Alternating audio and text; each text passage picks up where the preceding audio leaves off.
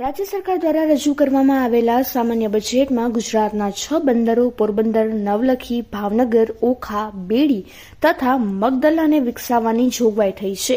તેના કારણે ગુજરાતનો વિકાસ આસમાનને આંબશે તેમ જણાવીને પોરબંદરના ધારાસભ્ય અર્જુન મોઢવાણિયાએ ગુજરાત વિધાનસભામાં બજેટ ઉપર ચર્ચા દરમિયાન વધુમાં ઉમેર્યું હતું કે ગુજરાત દેશનો સૌથી લાંબો દરિયા કિનારો ધરાવતું રાજ્ય છે અને બંદરોના વિકાસથી માછીમારોનો પણ આર્થિક વિકાસ થશે. માછીમારોને સારી સુવિધાઓ ઉપલબ્ધ થશે અને તેથી મત્સ્ય સંપદા દ્વારા સરકારને પણ હુંડિયામણમાં સારી એવી આવક થશે. ગુજરાતમાં 27,196 ફિશિંગ બોટ દ્વારા લાખો લોકોને માછીમારી ઉદ્યોગ રોજગારી આપી રહ્યો છે. તેથી બજેટમાં થયેલી જોગવાઈથી માછીમારી ઉદ્યોગનો પણ વિકાસ થશે તેવો અર્જુન મોઢવાણિયાએ આશાવાદ દર્શાવ્યો છે. દેશના 7,516 કિલોમીટર લાંબા દરિયા કિનારામાંથી ગુજરાત પાસે 1,600 કિલોમીટર જેટલો લાંબો દરિયા કિનારો છે અને તે દેશમાં સૌથી લાંબામાં લાંબો દરિયા કિનારો ધરાવતું ગુજરાત રાજ્ય છે. ગુજરાત પાસે 48 નાના અને મધ્યમ કક્ષાના બંદરો છે અને આ બંદરો મારફતે ગુજરાત દેશમાં સૌથી વધુ જે જળમાર્ગે પરિવહન કરવાનું છે એમાં 37% હિસ્સો ધરાવે છે.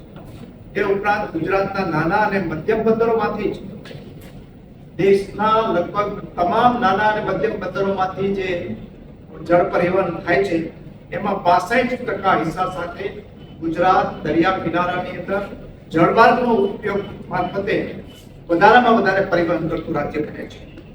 અને આપણે આ દરિયા કિનારાનો વધારે વિકાસ કરવા માટે અને ગુજરાતના 6 બંદરોનો વિકાસ કરવા માટે એમાં 6 બંદરોમાં મગદલા, નવલખી, પોરબંદર, ભાવનગર, ઓખા અને બેડી આ 6 બંદરોના એને વિકાસ કરવા માટે જે કન્સલ્ટન્સી એજન્સી નિમાય છે, નિષ્ણાત એજન્સી નિમાય છે, એના માટે ચાલુ વર્ષમાં લગભગ 50 કરોડની જોગવાઈ કરવામાં આવી છે.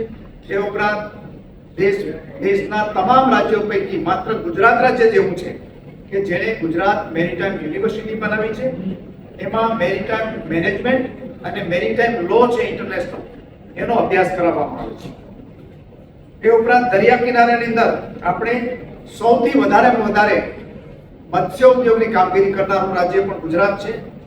ગુજરાતના વેરાવળ, માઢવાડ, સૂત્રાપાડા જેવા બંદરોનો વિકાસ માટે 1300 કરોડ રૂપિયાના ખર્ચે કામગીરી ચાલી રહી છે.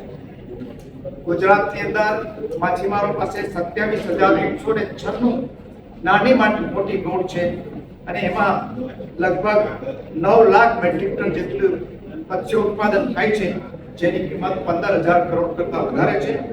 અને નિકાસની અંદર પણ 6,087 કરોડની વિદેશી રૂપિયામાં કમાવાનો આ ઉદ્યોગ બન્યો છે. ત્યારે ડીપ સી ફિશિંગમાં પણ આપણે લગભગ નવી 100 જેટલી ડીપ સી ફિશિંગ માટેની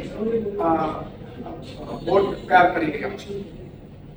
સેમિકન્ડક્ટર ઉદ્યોગ છે એ ભારત સરકારની નરેન્દ્રભાઈ મોદીની આગેવાની હેઠળની સરકારે દેશને સેમિકન્ડક્ટર ઉત્પાદનમાં આત્મનિર્ભર બનાવવાના ઉદ્દેશથી 75,000 કરોડ રૂપિયાની એક સેમિકન્ડક્ટર ઉત્પાદન પોલિસી બનાવી હતી અને એના માટે 5 પ્લાન્ટ જે દેશમાં નખાયા સેમિકન્ડક્ટરના ઉત્પાદન કરવા માટે. એ પૈકીના 4 પ્લાન્ટ માઇક્રોન, સીજી પાવર અને કેન્સ આ સાણંદ ખાતે અને એક ટાટા ઇલેક્ટ્રોનિક્સ ધોલેરા ખાતે, આ 5 માંથી 4 પ્લાન્ટ સેમિકન્ડક્ટર ઇન્ડસ્ટ્રીના ગુજરાતની અંદર નાખવામાં આવ્યા છે. એ આપણા ભૂપેન્દ્રભાઈ પટેલની આગેવાની હેઠળની ભારતીય જનતા પાર્ટીની સરકારની જે પોલિસી છે એને કારણે આ ગુજરાત માત્ર દેશનું નહીં પરંતુ વિશ્વનું સેમિકન્ડક્ટર ઉત્પાદનનું હબ બનવા જઈ રહ્યું છે. આ રીતે ગુજરાતનું જે બજેટ છે એ આપણા રાજ્યને વિશ્વના નકશાની અંદર તમામ ક્ષેત્રે રાખવા માટે બજેટ છે. એટલા માટે મેં આજે માનનીય નાણામંત્રી શ્રી અને માનનીય મુખ્યમંત્રી શ્રીને